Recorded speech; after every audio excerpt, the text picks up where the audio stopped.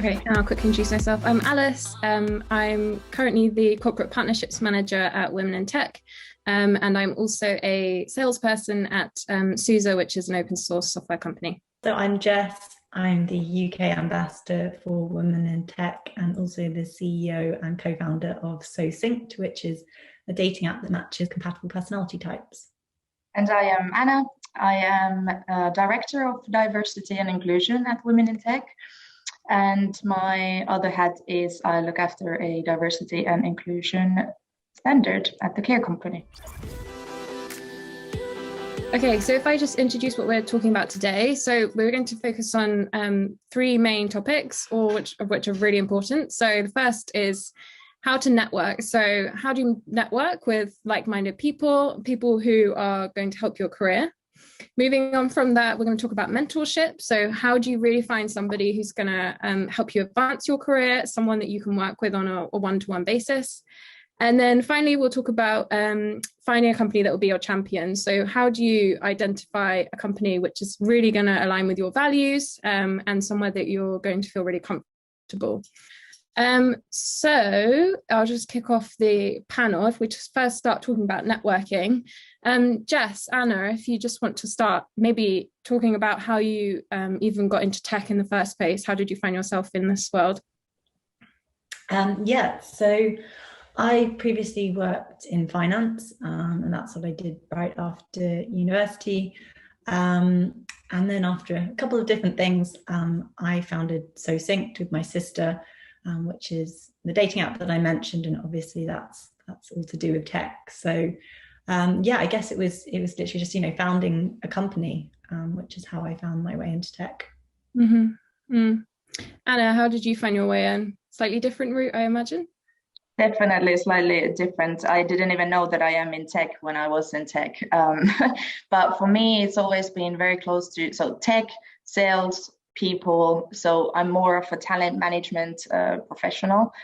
But for me, it started after university. I worked in an innovative research company. I looked after the talent acquisition and virtual induction or onboarding. And that's already when it started to be like, okay, this kind of digital equity. I then moved on to technical recruitment. So I consulted organizations in the Nordic market, very much again about talent management, talent acquisition, talent retention. And then I actually worked internally in sort of HR, people operations role in a global tech scale up. And now somehow I ended up looking after a diversity and inclusion software. So very many kind of paths that you can take to get into tech. Mm-hmm. Yeah, I had a fairly similar route, and it was also after university. I wasn't sure what I wanted to go into. I knew that I wanted to be in a space which is, dynamic, always growing, somewhere that I felt I could always have a job or always have a company to move to. And I got in touch with some recruiters, and they were really helpful in finding me my first job in tech. So I would definitely recommend, speaking to as many recruiters as possible.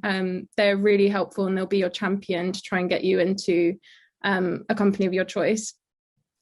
So what kind of networking platforms have you used, both of you? Have you used things like LinkedIn to try and find new jobs, or have you found any other networking platforms which have been useful? So I've used LinkedIn and a new platform called Lunch Club. So essentially Lunch Club is a platform specifically designed for networking, and you say, I'm free on Thursday at 5:30 p.m. And then you say, looking to meet someone in London or potentially further afield, and then you get kind of like paired with someone, and I guess you put in some kind of like some things of what you're looking for, like potentially something like mentorship, and you have like a little profile, a mini profile, a little bit like LinkedIn, but I quite like it because you do really meet such a variety of people, because they're not already in your network, right? They're completely kind of random. They could live the opposite side of the world. I've talked to people in Dubai, quite a few people from America, and it's really cool because they're also in like just really different roles to, I guess, to what a lot of people in your network might be in, so they can offer a really different perspective, and kind of like open your eyes to things that are out there that you just never knew existed. And then also LinkedIn. I've kind of reached out to people on LinkedIn, both in terms of networking for the company that I found now and for when I was looking for jobs. I think that can be a really powerful tool. Mm-hmm. Yeah. Personally myself, I got into the job that I'm in now through kind of, obviously I went through the formal interview process, but I was actually recommended by an ex-colleague of mine. And it can be really great if you can, if you know somebody that works at a company that you're interested in, and they can recommend you, they can go through the formal recommendation process. That's really powerful, as companies often listen to their employees and really do take their recommendations on board. So, if you can network with people in companies that you're interested in, just, contact them on LinkedIn and say, would you like to give me a recommendation? That can be a really way to get into a company. I guess now if we move on to kind of the Women in Tech organization and how we all got into Women in Tech, Anna and Jess, what are your stories about how you networked and got into this organization? So mine actually started because I was looking for women in tech, literally, for my organization. And I felt a bit alone, and I felt a bit like, I guess, a lacking sense of belonging. And I was really just alone. So I needed to rant to someone that would understand. And that's how I found the community. And it was actually through an event about imposter syndrome. A few years ago, and from there I started to kind of feel like, okay, I am actually not alone at all in this kind of topic.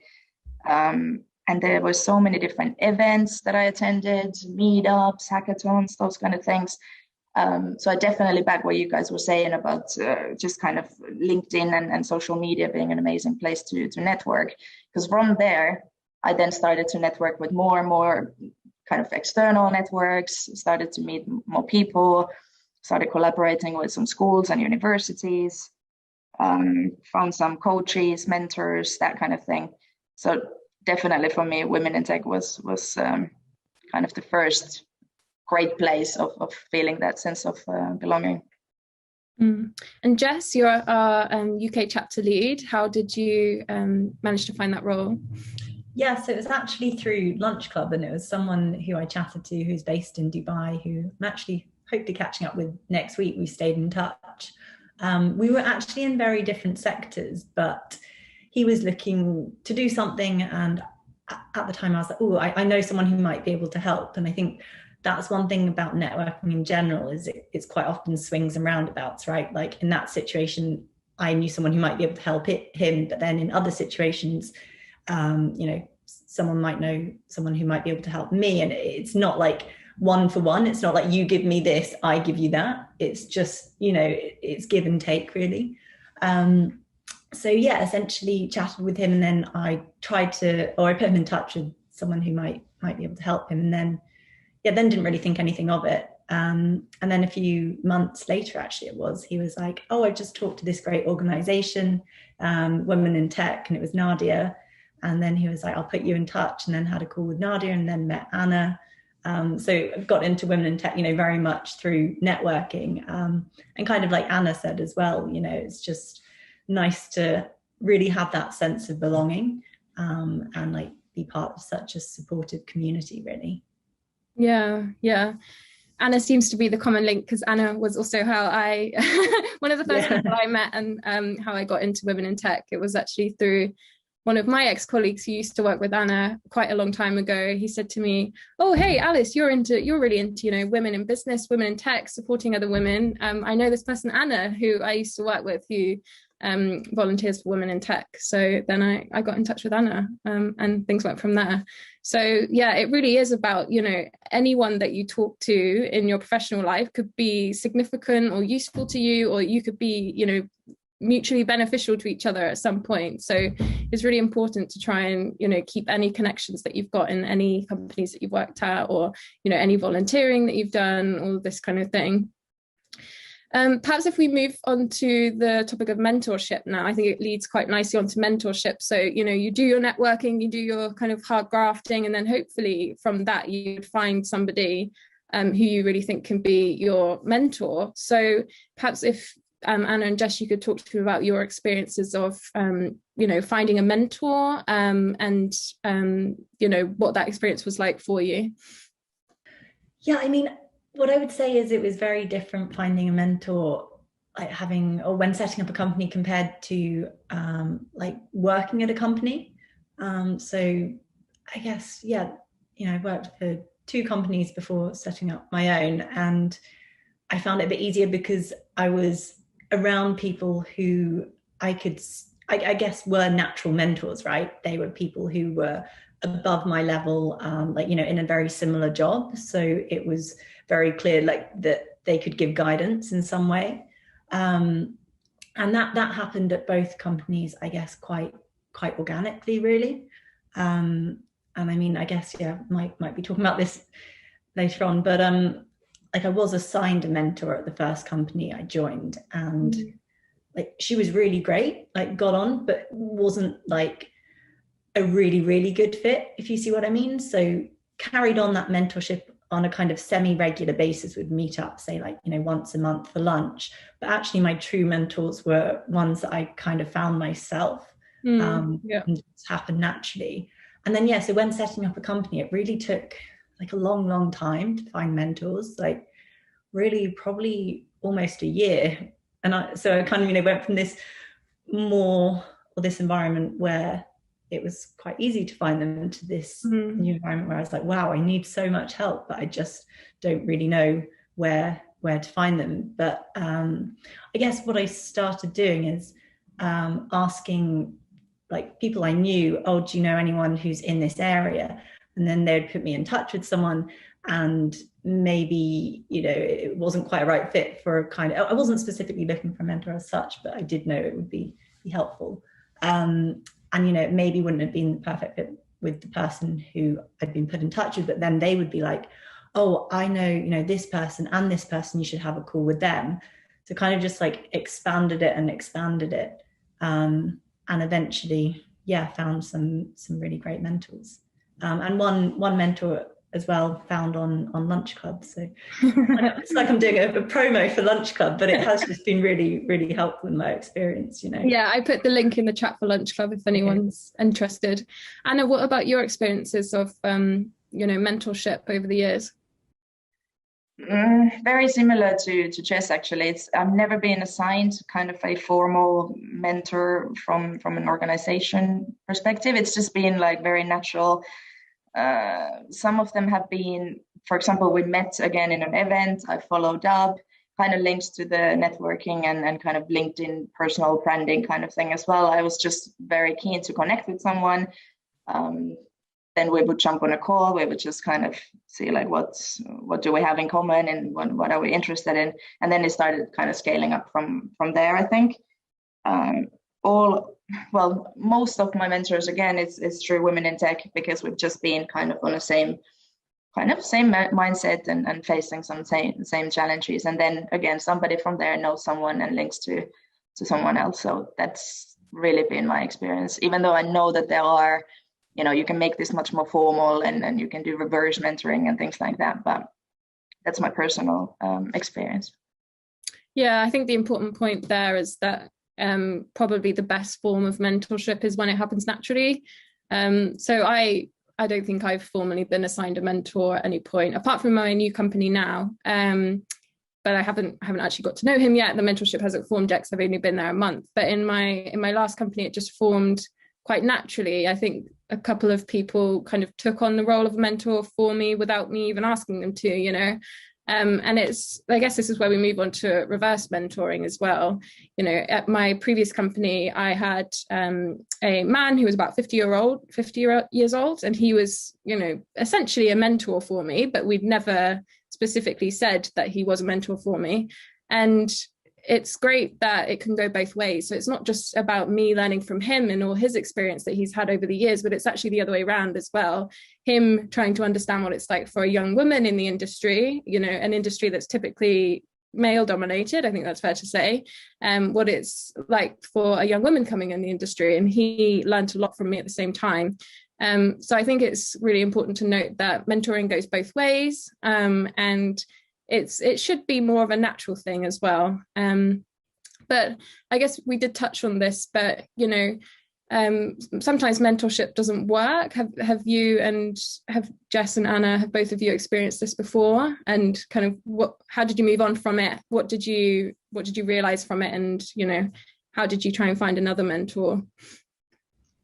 Yeah, so I didn't have a mentorship that didn't work specifically, but just, yeah, as I kind of briefly mentioned, at one company I was assigned a mentor who, it wasn't like a bad fit, but it wasn't the perfect fit. It was kind of somewhere in between. So she wasn't the kind of person that I always went to if I had a question, but at the same time, she did offer, great advice. So just kept that going on a kind of, I guess, just not super regular basis. And yeah, we just have lunch probably once a month. And it worked well, really. And hopefully she got things out of it as well. So I've never had a mentor, like a formal mentor, that really didn't work out, or even an informal one. But I guess, yeah, one thing to note with mentors is they do probably kind of naturally come and go, in the sense that you develop as a person, you develop in your career, and maybe that kind of advice that you needed at one stage you don't need so much. So yeah. Yeah, I found out with a mentor that I had at my previous company. I think at the start I lent on him a lot. I did definitely need him a lot at the start, but then gradually, as you get more up to speed with things, you might not need to stay in touch so much. So it can go from quite a formal stage to more of an informal stage, where you're essentially just good friends or good colleagues now. So yeah, there's various different forms of mentorship. You've got informal, formal, one that's been actually set up for you, one that you kind of fall into. So I think it's just always good to look out for people in a company that you're in, or in an environment that you're in. If you're volunteering, anyone you look up to and you think, oh, actually, they would be a really good person to work with, and I think I could try and learn a lot from them. And there's no harm in saying, would you like to work with me a bit more closely? Do you think you would like to mentor me? I think, yeah, just look out for anybody that you think could be helpful for you. Shall we move on to the next topic about championship, or is there anything else that you both wanted to say on mentoring before we move on to the next topic? I guess from my experience, it is so important to have that trust and transparency. If you don't have that, it is not going to work. And then it's okay just to confidently walk away from this. You're not going to get along and have this beautiful chemistry with every person there, even though that they still might be useful in sort of networking way. But you need to kind of be true to yourself as well, like what works. That's just, again, one of my personal experiences. Yes, definitely. And if it doesn't work out with a mentor, it's not to say that you can't work with this person. They'll still be a good colleague to you, whatever, but maybe you're just not the best fit to work together on a one-on-one type basis. But yeah, in general, I'd say definitely look out for people that you think will be useful to you in your career, or just be confident enough to approach people. Yeah, it ties actually in with what we're doing at So Synced, right, about personality type compatibility. And it's not that any personality type is innately wrong or right. It's just that some naturally get on better than others, and that's whether it's in the form of a relationship, whether it's in the form of networking, whether it's in the form of mentorship, whether it's in the form of friendship. It's just, yeah, like Anna said, you just no hard feelings, right? But not every person is going to gel with absolutely everyone, and that's just one of those things. Yeah. Okay, so moving on to you've done your networking, you found a mentor who might try and help you find a company that's good for you. I guess we need to think now about how do you find a company that is going to be your champion, that will align with your values, where you'll feel comfortable, and so on. So perhaps if we have a think about interviews and things like that, if you manage to get an interview at a company, what are perhaps positive signs that you should look out for, where you can go, oh, this this company's definitely right for me, this manager's right for me, versus perhaps some, you know, red flags or negative signs in an interview. Have you experienced those kinds of things, Anna?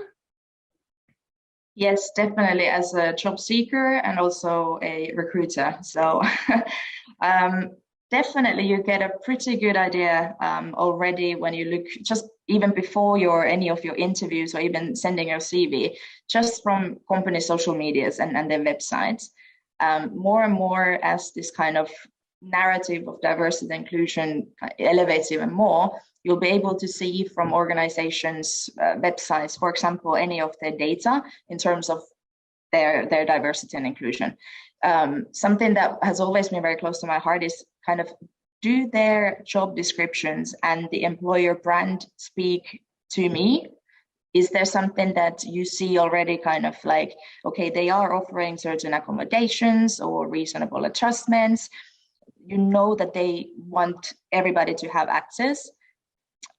Something like, who represents the company? What are their values, like you're saying? What are the career development opportunities? Perhaps their benefits, perhaps their flexibility. And even more now, kind of their corporate social responsibility. What is it like? What are they kind of, you know, promoting? And of course, make sure that this is all authentic. And this is what you can do when you then get into the interview part, where you're actually asking openly about these topics. I guess we touched on this already, but it's also networking with people who work on those companies that you would like to see yourself working at some point in the future. They might not be, you know, actively hiring right now, but it might open that another door that then opens another connection, and similarly, it's a learning opportunity. So I guess those would be the first things that I would look into. Jess, what about you? What kind of things have you looked out for, or, you know, potential red flags to show you that you know, that company's maybe not your champion? Yeah, I would say for me, I imagine Anna's got, I guess, a lot more of, or kind of looks into the job descriptions in quite a unique way, right? Because of your background. And at that time, I didn't have so much to do with, you know, or anything to do with women in tech, but also that kind of thing when I literally first left university. So I didn't exactly know what to look out for in a job description. So for me, it was more about kind of getting a vibe in interviews. So yeah, I joined a bank shortly after university, and that again is a very male-dominated industry, right? And like, genuinely, people told me in interviews, like, you're not right for banking, like, you're just not the right person. And I was like, that's not fair to tell me what's right for me, and not, you've met me for about, you know, 15 minutes. Like, I know myself much better, and I know this is a really good career path for me. So I think, like, I guess what I took away from that is the companies, or the interviews where that happened, I was like, you know, probably wouldn't really want to be working at that company anyway. Like, it's just, they're not aligned with my values, and it's not right. And the bank that I did end up working with, it was just a completely different interview process. Like, I hadn't done a finance degree, and a lot of the other banks were like, we only hire people who've done finance degrees. And I was like, that's quite closed-minded. Whereas this one, they were like, oh, you know, we've got loads of people who've done all types of different things, like some who've come from the military and, you know, haven't gone to university, and some who've done like English degrees, not all like just, you know, 4 years doing finance or whatever. And so that was really, I guess, great to hear. And I was like, I'm really, really kind of resonated with me. And then they also said that they did a lot to do with like equal opportunities and promoting diversity, which they genuinely did. After joining, I did see that, you know, it wasn't chat, they genuinely did a lot around that. So I think, yeah, for me, it was kind of just like picking up a vibe during the interviews. Yeah, I'd say that's the same for me. So my previous company, I joined having no previous background in tech. I actually did a languages degree, German and linguistics, so totally unrelated. But I could tell that my company was very willing to take people on who weren't necessarily skilled in this discipline already. If you can find a company that's saying, you know, actually, it doesn't matter if you don't have these skills yet. What's actually important is whether you've got the attitude and if you're willing to learn. And so that was how I found my way into tech, was that, you know, a company actually, you know, put some faith in me and said, you know, we really want to train you up. So I think if you can find a company that's not necessarily thinking, oh, have you got this qualification or this qualification, or you don't quite tick all of these boxes, it's definitely more about, you know, attitude and whether you are willing to learn. So we've had a chat about interviews. What about, you know, things that you look out for perhaps on company websites, that sort of thing, looking for representation on the board, that sort of thing? Do you look out for these kind of things when you look for a job? Yeah, I think that's what I kind of was just saying. But in terms of other things, I also look for kind of any social media channels, because they also give the vibe. For me, like something like corporate social responsibility is important. So I want to kind of see what is their kind of this kind of corporate citizenship like. Maybe they have kind of support groups or employee resource groups that I know that there will be someone supporting me. Yeah. Yeah, I was definitely looking for the same thing. So I've just, as I mentioned, just started a new job about a month ago. And the key things that really stood out for me were their corporate social responsibility. So they're really committed to, you know, being green, doing stuff for the environment. They plant trees, you know, for various occasions when employees do things, that sort of thing. I thought that was really awesome. Another thing I also looked out for was, of course, female representation across all levels. So making sure there's female representation, you know, at the kind of standard employee level, at the middle manager level, and, you know, director and C-suite. That was really important for me. As Anna also mentioned, resource groups are really important. So at the company I'm currently at, they actually have a women in tech resource group, a bit like the women in tech organization. So if you can find companies that have these sort of internal groups for, you know, a pride resource group, or like an accessibility resource group, somewhere where you can feel, you know, part of something and like you identify in a certain group, I think that's a really important thing to look for. Yeah. I guess something else, this is, you know, maybe not relevant to everyone, but I tend to look at things as well, like how flexible companies are with things like paternity and maternity leave. You know, is that something that the company actually places value in? Because, you know, personally, I don't want to work for a company that doesn't give their employees fair paternity or maternity. Well, you know, I think we should call it primary and secondary care now these days. You know, is it really one and the other? You know, it should really be both. So looking out for things like that as well is really important. I would say so. Yeah, I guess I've got a slightly different perspective. It's not looking for jobs, but we raised investment recently, and so I've kind of been looking at diversity from that perspective. And that's what I always do, is I go to a website and look at what portion of their investments are considered diversity investments. And, you know, sometimes it's really shocking. Sometimes companies have done hundreds of investments and not a single one, or perhaps one, is a diversity investment. And then, yeah, it's just like, you know, I guess, yeah, looking at all these things that you guys talked about and stats like that, they show that companies are actually walking the walk, not just talking the talk. And that's what you kind of, I guess, want to get to the bottom of as well, that, you know, they're actually doing things about it, not just saying that they're going to do things about it. Definitely. And things as well, like whether the company has published their gender pay gap, that sort of thing. Yeah. I think, you know, if they haven't published a gender pay gap or published the gender statistics in their company, you should maybe be asking some questions. You know, is this company very transparent about, you know, diversity in the company? Is this somewhere that I want to work? Personally, I would say probably not, if you know, they're not open to publishing this kind of data. I guess, Anna, you probably have quite a bit of experience with that on the kind of recruitment side of things as well. So, yeah. Yeah, it's becoming more and more important for certain generation and certain kind of, let's say, even, you know, all of us, we have been saying this, that it is very important for us. It's something like 80% of candidates nowadays that they look for stuff like this when they are actually applying. And that might be the first barrier for you to not apply. And then we're talking about the, you know, how to get more women in tech and all these kind of barriers that are there that are quite simple if it just as organizations took them seriously. So yeah, I just wanted to also kind of say that in an interview situation, bear in mind that it's not just the organization interviewing you. It is definitely a two-way conversation. You are interviewing them just as much as they are interviewing you. Yeah, I can definitely say that's true. I interviewed a company a couple of years ago, and I did actually get the job, but I decided not to take it because my kind of gut feeling, something said to me that something wasn't quite right about the people that interviewed me. I didn't think they would necessarily be the best people to work with, or the best people to be my managers. And that's nothing against them, but a bit like how Jess was saying, different personality types go together in different ways. And I think definitely go with your gut feeling. If you come out of an interview thinking, would I actually want to work there?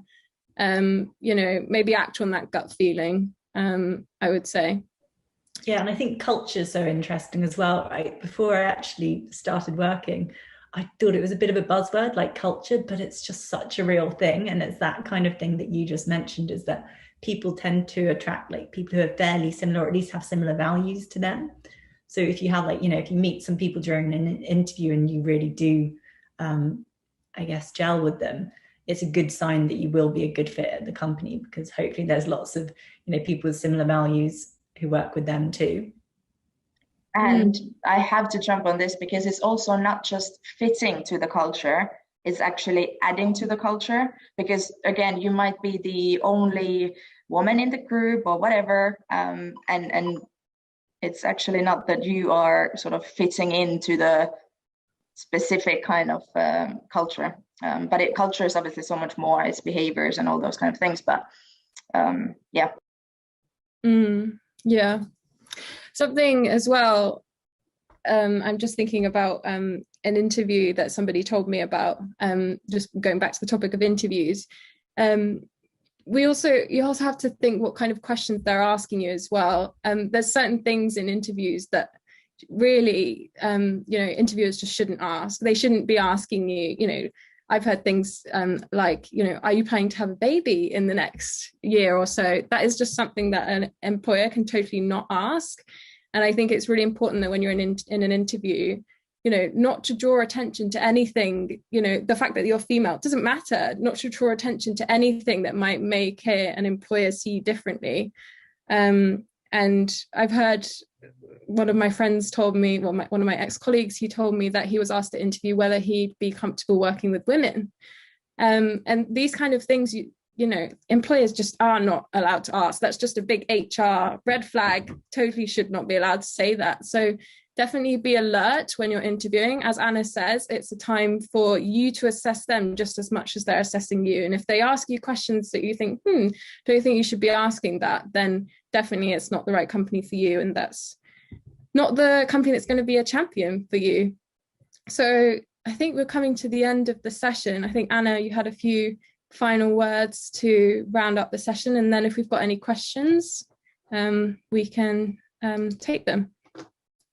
Yeah, I think I just want to end up in a very positive note, because this is all about being true to yourself. So again, think really hard, kind of what are your interests? What are your values? Think about what do you want from your next employer? So kind of what is important for you? What's inclusive and positive for you? And I know that it's very easy to say, be confident, but we really want to leave you with this message that do believe in yourself. You are your first champion. Yeah, get out there.